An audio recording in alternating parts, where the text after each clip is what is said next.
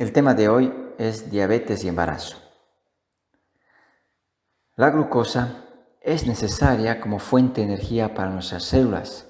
Sin embargo, sus valores o niveles elevados, en extremo pueden ser perjudiciales para el funcionamiento del organismo y en cierta manera esto hay que considerarlo para poder iniciar el tema. La Organización Mundial de la Salud define la diabetes mellitus como un estado crónico de hiperglicemia producido por factores genéticos o ambientales que va a afectar el metabolismo de los carbohidratos, pero también el metabolismo de los lípidos y las proteínas. Aquí vamos a considerar entonces que estamos hablando de una enfermedad metabólica crónica en la cual va a existir una deficiencia en la producción o ausencia en la producción de insulina, cuando hablamos de la diabetes tipo 1, o la intolerancia o la resistencia, en realidad resistencia a la acción de la insulina cuando hacemos referencia a la diabetes tipo 2, que nos va a condicionar en cierta manera a una alteración del metabolismo de los carbohidratos que se va a manifestar fundamentalmente por una hiperglicemia, que pueda haber además acompañado de una glucosuria, pero también debemos considerar que va a alterarse el metabolismo de los carbohidratos y lípidos, dijimos. Por tanto, va a haber un aumento del catabolismo de estos dos elementos. Cuando se ingiere una dieta, una alimentación, y aumentan los niveles de glucosa en la sangre, vamos a considerar que la insulina es la responsable de que nuestras células puedan captar esa glucosa y utilizarla como fuente de energía o almacenar el exceso de glucosa en algunos órganos, como por ejemplo a nivel del hígado, formando lo que es el glucógeno, o a nivel de los lípidos de igual manera para poder almacenar este elemento como una fuente de energía.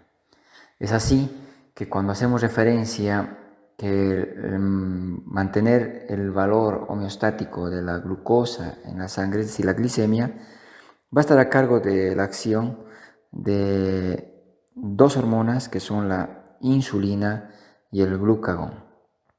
La insulina es producida por las células beta de los islotes de Langerhans del páncreas, en cambio el glucagón por las células alfa de estos islotes. A ver, cuando el exceso de glucosa, ¿no es cierto? Cuando se tiene altos niveles de glucosa en la sangre, lo que va a pasar en las células beta de los islotes de Langerhans del páncreas es que esta glucosa se va a unir a un receptor que existe en estas células, que es el GLUT2.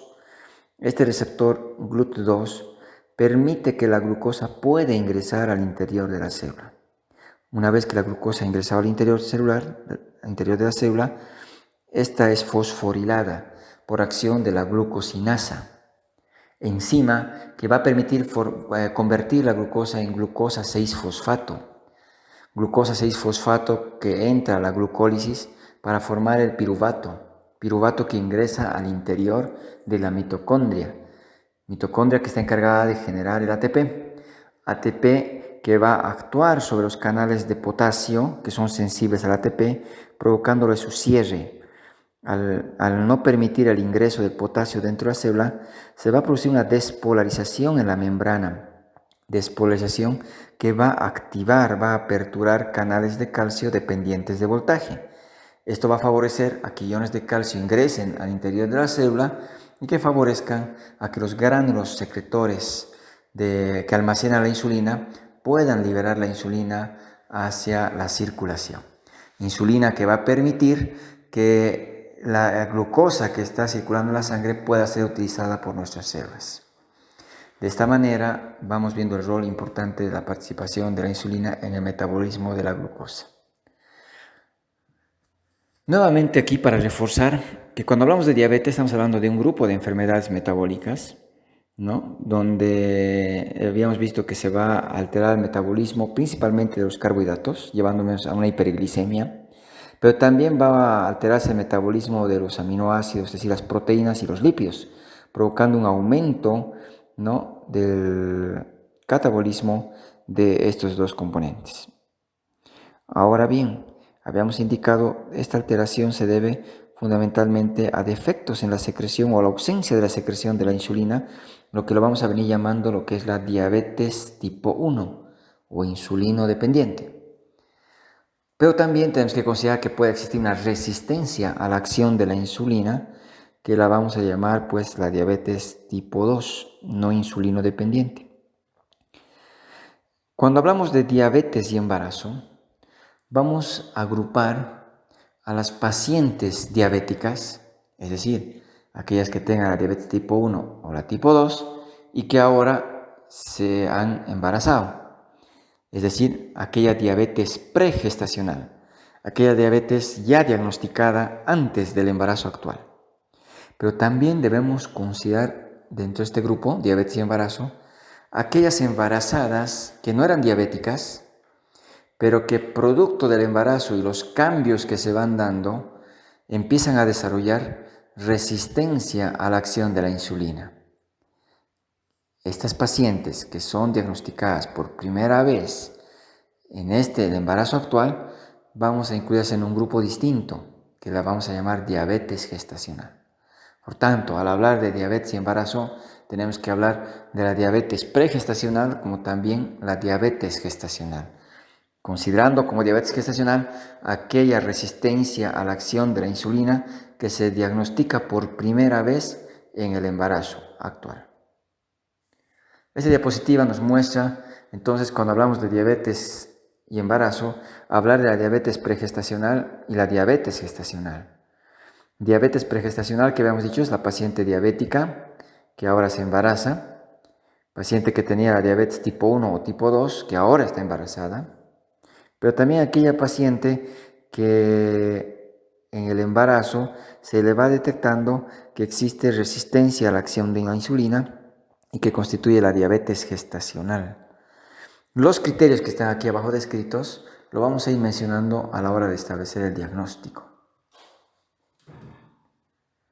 Entonces, cuando hablamos de la diabetes pregestacional, habíamos dicho, paciente que ya es diabética, puede ser diabetes tipo 1 o tipo 2, ¿no? Que ahora se embaraza y que vamos a ver que la diabetes tiene su efecto en el embarazo y el embarazo tiene su efecto sobre la diabetes. Y aquí, para empezar, algo muy básico para poder diferenciar estos dos tipos de diabetes. Cuando hablamos de la diabetes tipo 1, también llamada insulino dependiente, porque esta fundamentalmente se caracteriza porque no hay producción de insulina, ¿no? Por tanto, requiere en su tratamiento insulina. Tiene la característica de manifestarse en una etapa temprana. Sobre todo se observa en personas jóvenes, menores de 30 años, ¿no? Con una mayor incidencia en la pubertad. Generalmente este es el tipo de diabetes que tiene un inicio brusco o súbito en cuanto a la sintomatología, ¿no? Que puede ser muy florida en cuanto hablamos de las 4 P's. Cuando hablamos de la clínica de las 4 P's hacemos referencia a la polidipsia, el aumento de la sed, la polifagia, el aumento de la ingesta de alimentos, la poliuria, el aumento en la frecuencia y volumen de la micción, y la pérdida de peso. Entonces, sobre todo este tipo de diabetes son los que se caracterizan por una sintomatología característica por las 4 P's que habíamos descrito. En relación al peso del paciente, generalmente son personas delgadas. Hay un componente genético, donde vamos a ver que va a existir, ¿no? Un componente autoinmune también, que va a producir la destrucción de las células beta, que son las que producen la insulina, o bien por condiciones que se desconocen, ¿no? Entran a las causas idiopáticas por las cuales la paciente deja de producir la insulina. Por tanto, ¿qué le va a caracterizar? La disminución de los niveles sanguíneos de la insulina, lo que va a condicionar que se empiece a acumular la glucosa en la sangre y que pueda llegar a niveles incluso tan elevados como los 300 miligramos por decilitro. Aquí otra característica es que vamos a encontrar que dentro de sus complicaciones agudas se va a manifestar pues la cetoacidosis diabética. Como la célula no puede utilizar la glucosa para poder utilizarlo como fuente de energía, recurre al metabolismo de los lípidos, lo que va a llevar a la liberación de los cuerpos cetónicos que se empiezan a acumular en la sangre y que va a condicionar a una acidosis de tipo metabólica en este tipo de pacientes. En cambio, la diabetes de tipo 2 generalmente se manifiesta en una etapa más tardía, después de los 30 años. Vamos a encontrar que los síntomas se van manifestando de manera paulatina, progresiva, de forma insidiosa. Pacientes que pueden estar asintomáticos o oligosintomáticos. Generalmente corresponde a pacientes obesos, el 80% de ellos tiene obesidad, donde vamos a encontrar que puede haber cierto grado, ¿no?, de componente genético. Los niveles de insulina pueden ser variables, pueden estar ligeramente disminuidas también, ¿no? Y podemos ver que los niveles de azúcar en la sangre, los niveles de glicemia, alcanzan niveles tan elevados como incluso los 600 miligramos por decilitro. Aquí, ese alto nivel de glicemia va a condicionar al aumento de la carga osmótica a nivel sanguíneo, ¿no?, que va a ser pues, responsable de que el paciente se pueda complicar de forma aguda con el coma hiperosmolar. Una característica que no vamos a encontrar los cuerpos cetónicos, como en el caso de la diabetes tipo 1. Y el tratamiento nos puede permitir de inicio recurrir a la dieta. Posteriormente vamos a ir viendo también a los hipoglicemiantes, pero que al final también puede requerir la insulina en su manejo. ¿A qué nos referimos con diabetes gestacional? Habíamos indicado que la diabetes gestacional es un estado de intolerancia a los carbohidratos que se diagnostica por primera vez durante la gestación actual. Su frecuencia varía de un 2 a 17%. Vamos a encontrar dentro de los criterios para poder establecer el diagnóstico de la diabetes gestacional son los niveles de glicemia en ayunas, que antes se consideraba que deberían, ¿no es cierto?, hacer dos determinaciones de glicemia en ayunas, y si estas eran mayores a 105 miligramos de decilitro, ya pensar en la diabetes gestacional. Sin embargo, hoy en día ya se debe considerar la posibilidad de una diabetes gestacional con niveles de glicemia mucho más bajos, y el nivel que vamos a considerar es de 92 miligramos de decilitro. Ahora bien, durante el embarazo se producen una serie de cambios hormonales, y entre ellos está la producción del lactógeno placentario. Lactógeno placentario que va a aumentar fundamentalmente en el segundo y en el tercer trimestre, lo que va aumentando la resistencia a la acción de la insulina, y esto puede en condiciones pues favorecer a la instauración de lo que es la diabetes gestacional, ¿no? Entonces aquí tenemos que considerar la posibilidad de poder sospechar ya con niveles de glicemia por debajo de los valores antes establecidos. Consideramos que si bien de una manera general el valor de la glicemia, que lo establecemos como normal, lo manejamos entre 70 y 110, y para otros laboratorios de 80 hasta 120, en la embarazada manejamos otros valores de referencia. Por tanto, vamos a sospechar de diabetes gestacional en una gestante que ya tiene una glicemia en ayunas de 92 miligramos por decilitro.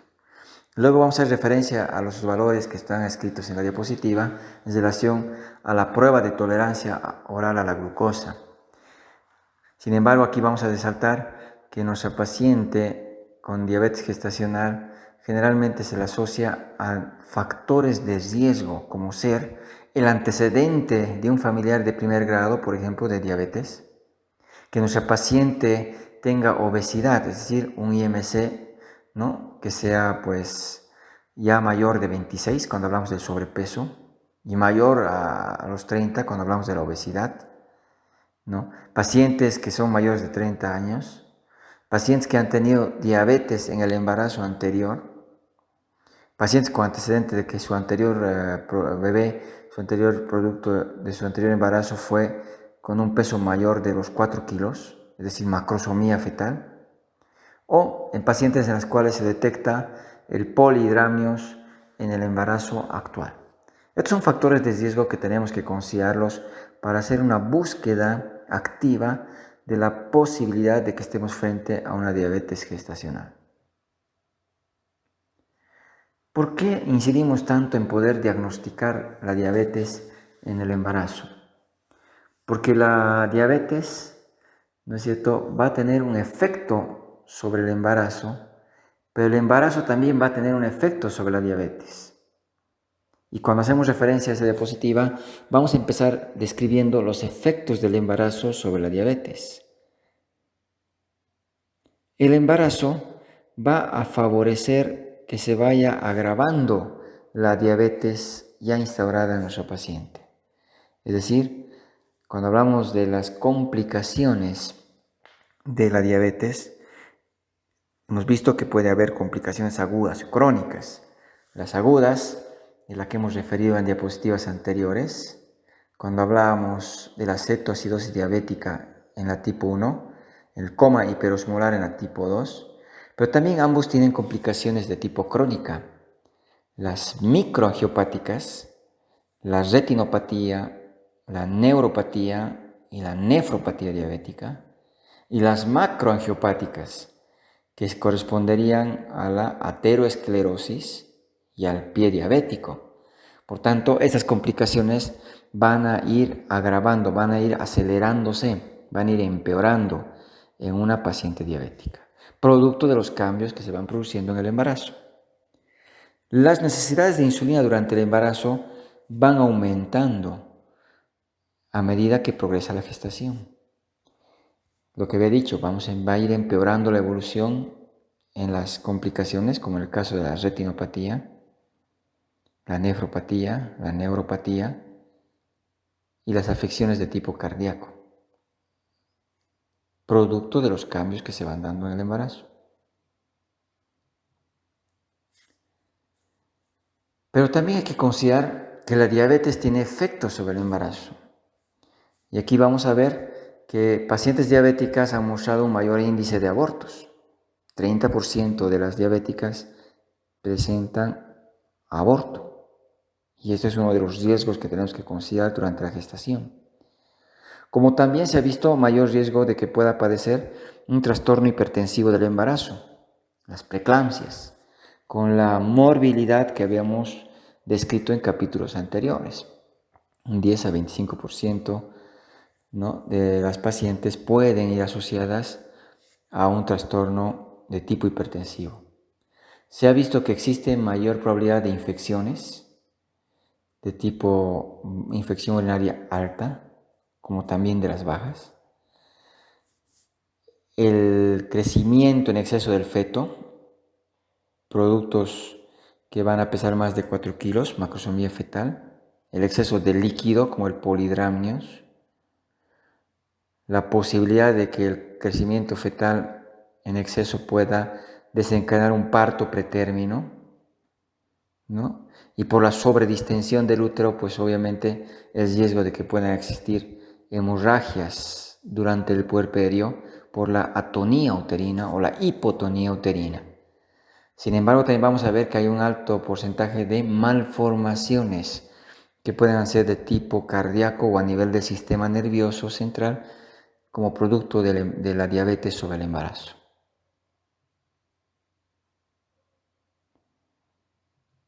Entonces, aquí vamos a hacer referencia ahora a los efectos sobre el feto de manera específica de la diabetes. Lo que había indicado hace rato. Vamos a asociarlos a malformaciones. Vamos a asociar a un crecimiento excesivo, la macrosomía fetal. En otros casos se observa un efecto opuesto, que el feto no crezca, restricción de crecimiento intrauterino. Vamos a encontrar que hay mayor morbilidad y mayor mortalidad para el feto.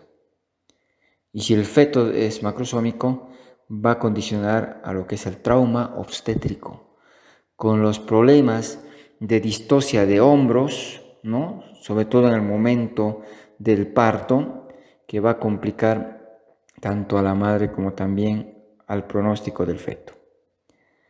Una vez que produce el nacimiento, vamos a encontrar que el recién nacido puede tener episodios de hipoglicemia o hipocalcemia.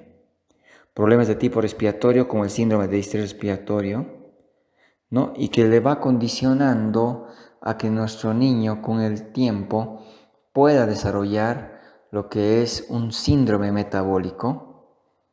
Hay una predisposición ya que se va estableciendo desde el útero, que el niño pueda desarrollar lo que es obesidad, hipertensión y diabetes en una vida adulta. Aquí para mostrar las malformaciones que se puedan dar durante el primer trimestre y ser causa de aborto, como habíamos indicado, defectos sobre todo de tipo cardiovascular, como la comunicación interauricular, la dextrocardia, defectos del tubo neural, que puedan ser, ¿no?, manifiestas como por ejemplo la espina bífida, la anencefalia, hidrocefalia, o problemas de tipo renal, como la agenesia renal, la poliquistosis renal o anomalías a nivel de los ureteres. Sin embargo, cabe mencionar que podemos asociar, hemos dicho, en las pérdidas de los embarazos, abortos, óbitos fetales de causa no identificable.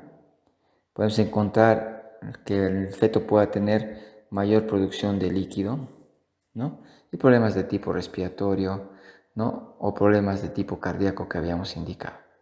Esta es la razón por la cual es fundamental diagnosticar la diabetes y embarazo para poder controlar los niveles de glicemia, de preferencia, ¿no?, en pacientes diabéticas antes de una gestación.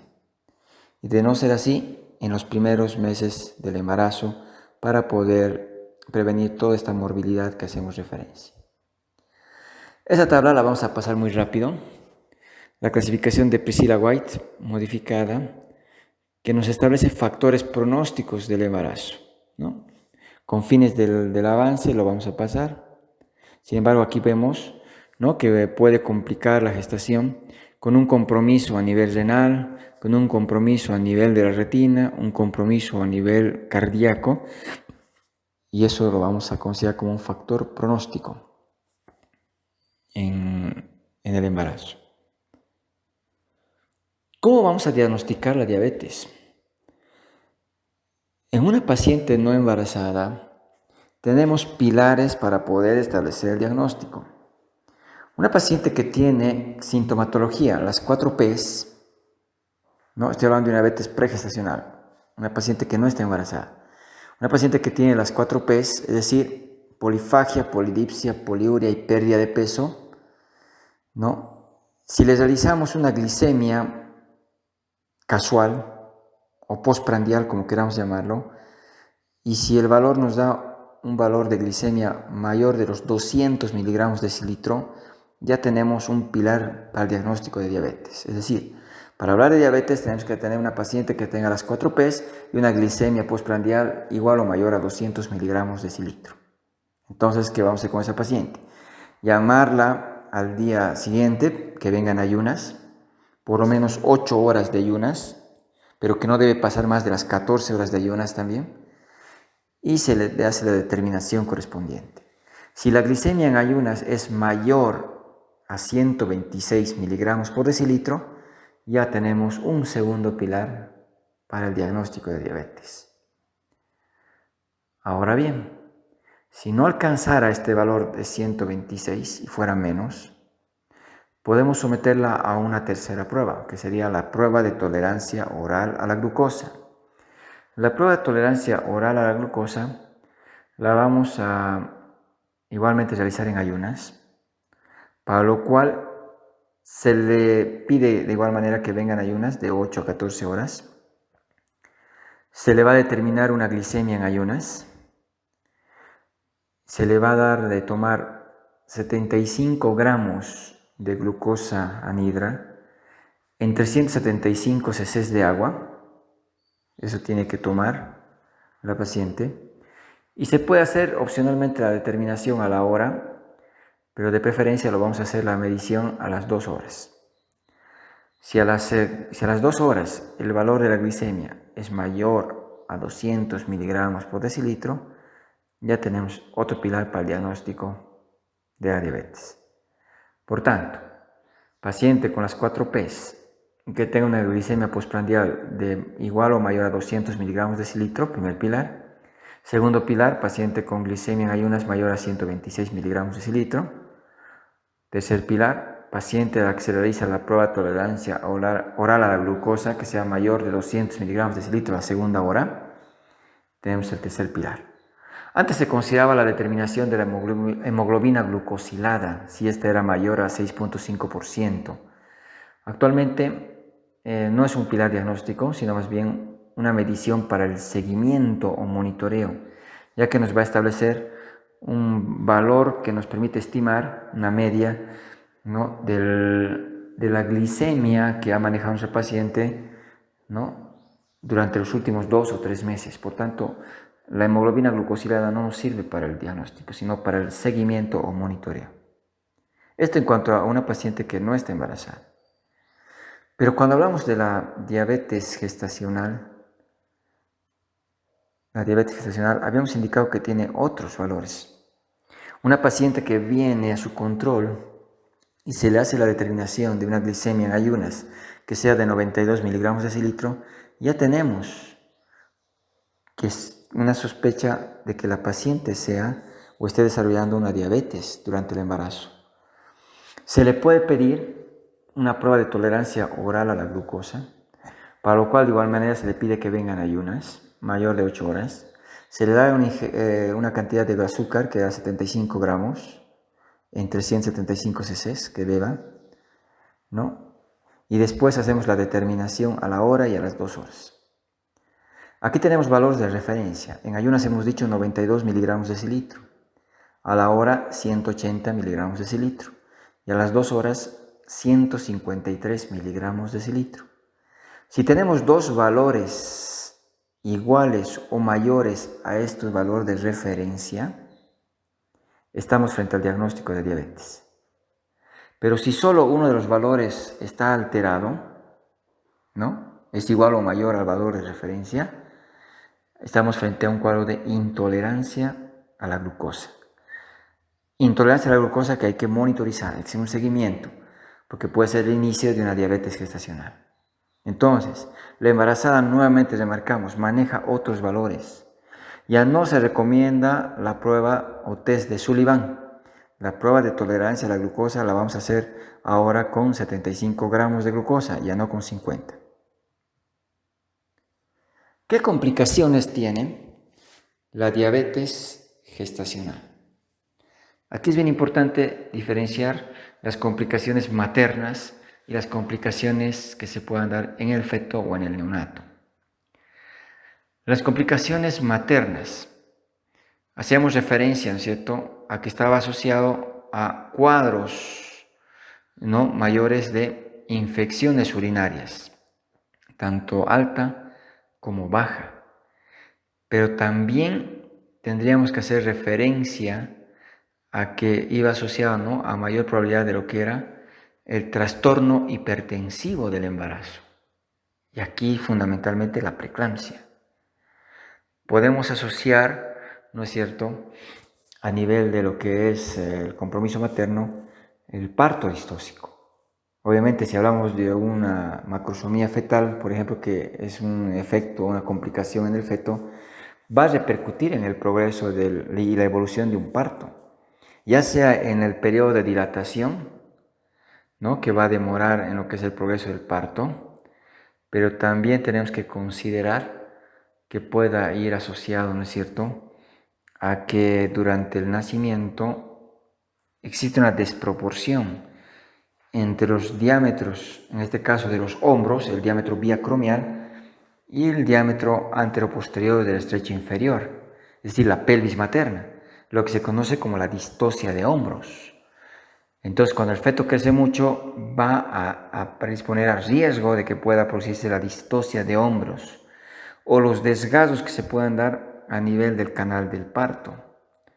Y en algunos casos, ¿por qué no?, también una vez que se produce el nacimiento, por la sobredistensión del músculo uterino, que pueda producir pues lo que es la atonía o la hipotonía uterina, produciendo una hemorragia puerperal, ¿no?, que puede complicar, llevando, ¿no es cierto?, al choque hipovolémico a la madre. Dentro de las complicaciones, en cambio, del feto neonatales, vamos a hacer referencia que se asocia, hemos dicho, a malformaciones, ¿no? Hemos visto a nivel cardíaco, a nivel sistema nervioso, como también a nivel renal. Va a provocar, ¿no es cierto?, el crecimiento en exceso, la macrosomía fetal, aunque en un bajo porcentaje puede haber restricción de crecimiento. Puede asociarse a óbito fetal, puede asociarse a lo que es el polidramnios, pero también va a provocar alteraciones metabólicas en el feto que a posterior van a repercutir en su vida, predisponiéndole a lo que es en la vida adulta a la diabetes, a la hipertensión, a la obesidad, es decir, al síndrome metabólico. ¿Qué conducta vamos a tener frente a estos cuadros? Aquí es bien importante establecer el manejo. Una vez que se ha establecido el diagnóstico de diabetes gestacional, debe, ¿no es cierto?, considerarse que es importante el poder realizar un control metabólico, ¿no?, para evitar las complicaciones mencionadas. Es decir, la paciente diabética que quiere embarazarse debe acudir a una consulta preconcepcional para poder hacer una determinación de sus valores de glicemia, un control metabólico previo, poder estabilizar, ¿no?, a la paciente y de esta manera pues disminuir las tasas de complicaciones tanto fetales como también maternos. Para ello, se debe realizar una historia clínica completa, estableciendo el tipo de diabetes que tiene su paciente, valorando, ¿cierto?, el grado de complicación que pueda tener, renal, podemos ver neuronal, a nivel ocular, descartando cualquier complicación que pueda estar a nivel cardíaco, ¿no?, y realizando pues una pesquisa muy minuciosa en relación a las complicaciones crónicas propias de la diabetes. Una vez que ya se establece el control prenatal, los objetivos obstétricos serán fundamentalmente permitir que el embarazo llegue a término, reducir o evitar las complicaciones de tipo obstétrica, la macrosomía, el trauma obstétrico, y fundamentalmente evitar que la paciente tenga descompensación de tipo metabólico.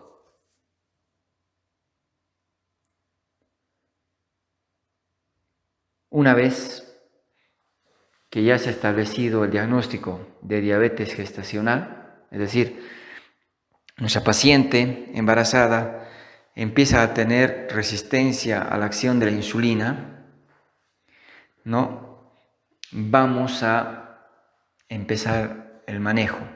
Y el manejo está basado sobre todo fundamentalmente en la dieta. 2 semanas debe realizarse la valoración con la nutricionista para poder hacer un control estricto del peso, para poder establecer un control de la dieta, basado fundamentalmente en calcular el aporte de calorías entre 25 a 35 kilocalorías por kilo peso ideal. El cálculo no lo va a hacer en relación al peso real, sino en relación a su peso ideal. Y este cálculo lo va a establecer de esa manera: 25 a 35 kilocalorías por el peso ideal que debe tener nuestra paciente para la estatura y para el género, que en este caso me permita, ¿no es cierto?, calcular cuánto de calorías debe ingerir de manera diaria.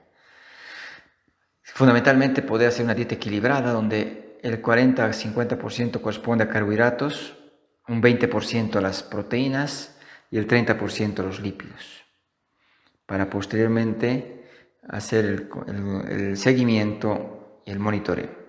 Si con la dieta se controla los niveles de glicemia, mantenemos simplemente esos cambios de hábito. Pero si en 2 semanas no se ha logrado controlar los niveles de glicemia, tenemos que recurrir al tratamiento farmacológico. En este capítulo solo estamos haciendo referencia al manejo de las pacientes, ¿no?, con diabetes gestacional. Obviamente, si mi paciente es diabética y es de tipo 1, requiere insulina, que la va a recibir antes del embarazo y va a continuar durante el embarazo, ¿no? Va a continuar durante el embarazo. Si mi paciente es diabética tipo 2 y está consumiendo, por ejemplo, hipoglicemiantes, vamos a mencionar ese aspecto. Puede continuar con el uso de la metformina, por ejemplo, de preferencia no con la glibenclamida. Ya durante el embarazo se tiene que reevaluar esa paciente. Pero aquí, en esta diapositiva, estamos hablando del manejo de la diabetes gestacional. Por tanto, ¿qué hacemos con una diabetes gestacional? Primero, el control de la dieta que nos permita controlar la glicemia las 2 semanas. De no lograrse el control, hay que pensar en un tratamiento farmacológico. Tratamiento farmacológico que lo vamos a utilizar de preferencia con la insulina. Tenemos varios tipos de insulina. Insulina de acción ultra rápida. Tenemos una insulina de acción rápida. Aquí vamos a mencionar la de acción rápida, la insulina regular o cristalina, la insulina de acción intermedia, la NPH, y otra insulina de acción ultralenta. Fundamentalmente en el manejo vamos a ver, ¿no?, la necesidad de utilizar la insulina de acción rápida y la de acción intermedia.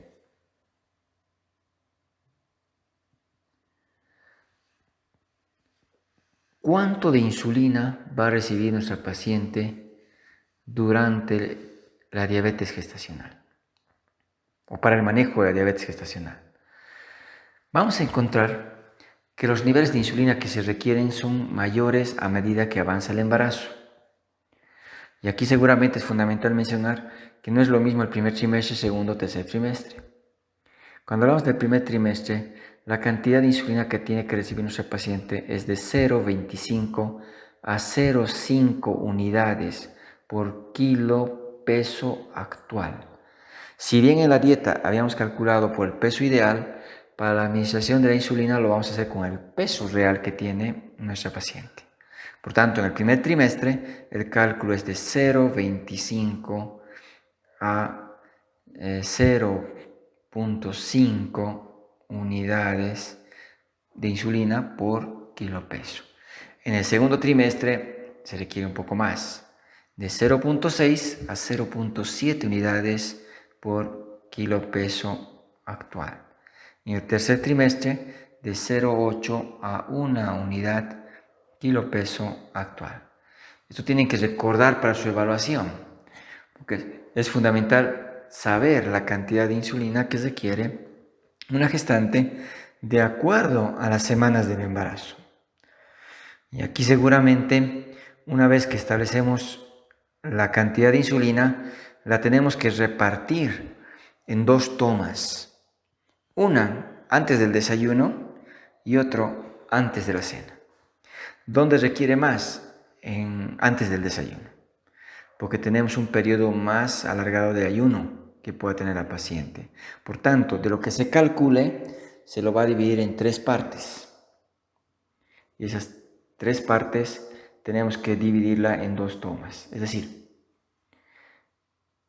del cálculo que realicemos, de acuerdo al peso que tiene nuestro paciente, del total de unidades de insulina que se requiere de manera diaria, la tenemos que dividir en 2 tomas.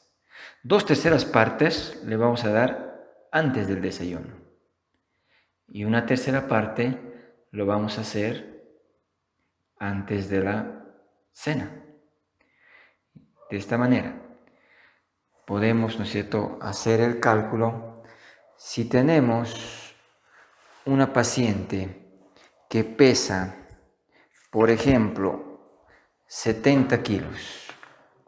Si una paciente pesa 70 kilos y está cursando un embarazo, por ejemplo, de 31 semanas, es decir, se encuentra en el tercer trimestre, ¿cuántas unidades de insulina requiere? Podemos calcular con 1 unidad por kilo peso, es decir, necesita 70 unidades de insulina. Necesitaría 70 unidades de insulina. Estas 70 unidades habría que dividirlo, ¿no es cierto?, en lo que corresponde las 2/3 partes antes del desayuno y 1/3 parte antes de la cena. Y ahí nos podemos quedar, porque en realidad lo que tendríamos que hacer, lo que recibe antes del desayuno, las 2/3 partes, va a estar también considerado que las 2/3 partes correspondan a la insulina de acción intermedia, NPH, y 1/3 parte corresponda a la insulina regular o rápida. En cambio, el tercio que debe recibir antes de la cena, lo vamos a dividir la mitad de insulina NPH y la mitad de la insulina rápida o regular. Sin embargo, con fines del avance de la materia y el objetivo de la materia, de la clase, nos vamos a quedar con esto.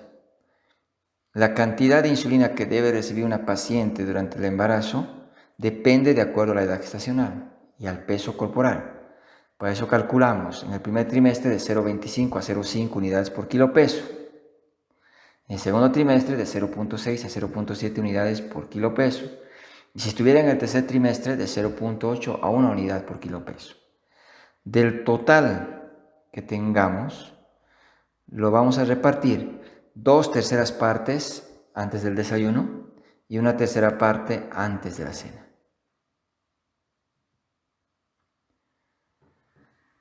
¿Qué en relación del uso de hipoglicemiantes orales? Aquí vamos a recordar que los hipoglicemiantes, que podemos mencionarlos, podemos describir a dos grupos importantes. Las biguanidas, y entre estas podemos mencionar a la metformina, que viene en una presentación de 500 u 850 miligramos. Las biguanidas tienen una acción disminuyendo la resistencia a la insulina a nivel hepático, pero también disminuyen lo que es la gluconeogénesis hepática. Aquí, fundamentalmente, nuevamente insisto, en el grupo de las biguanidas vamos a mencionar a la metformina. Otro grupo que son las sulfonilúreas. Estas lo que hacen es aumentan la liberación de insulina por las células beta de los islotes de Langerhans a nivel del páncreas. Y de estas seguramente la de uso bastante frecuente en el manejo de diabetes corresponde a la glibenclamida, que viene en comprimidos de 5 miligramos, ¿no?, que también lo vamos a considerar dentro del manejo de la diabetes. Pero habíamos dicho que en la diabetes gestacional o en la embarazada que está con diabetes, vamos a de preferencia considerar en el manejo farmacológico a la insulina y no así a los hipoglicemiantes, porque los hipoglicemiantes tienen un efecto teratogénico en la gestación. Sin embargo, hay estudios que hoy en día nos plantean que podríamos utilizar la metformina, ¿no?, con bajo riesgo hacia el feto en el manejo de la diabetes gestacional. Por tanto, en el protocolo se puede indicar lo que es la dieta por 2 semanas. Si no hay una mejora, podemos recurrir a poder utilizar los 500 miligramos día de metformina, ¿no?, o la insulina con el cálculo que habíamos establecido. Y no así las sulfonilúreas. La glibenclamida no está recomendada en cuanto a su uso durante el embarazo. La metformina, de preferencia, vamos a dejarlo entre una alternativa para poder utilizar de acuerdo al riesgo-beneficio.